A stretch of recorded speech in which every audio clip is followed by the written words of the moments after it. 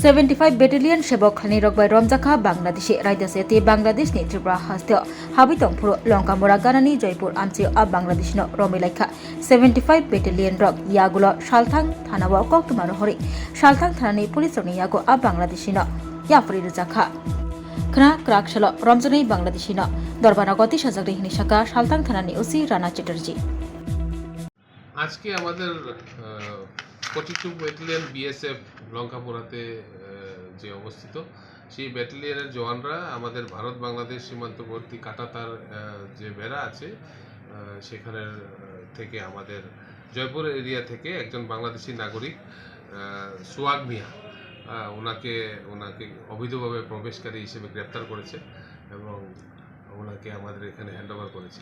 আমরা ওনার বিরুদ্ধে আমরা স্পেসিফিক কেস নিয়ে আমরা তদন্ত শুরু করেছি। ওনার সঙ্গে আর কে ছিল বা ওনাকে কে সহায়তা করেছে এখানে প্রবেশ করতে অবৈধভাবে, কীভাবে সে প্রবেশ করেছে সব কিছু আমরা ইন্টারোগেশন করে দেখছি। ওনাকে আগামীকালকে আমরা আদালতে আমরা প্রডিউস করব রিমান্ডের আবেদন জানিয়ে।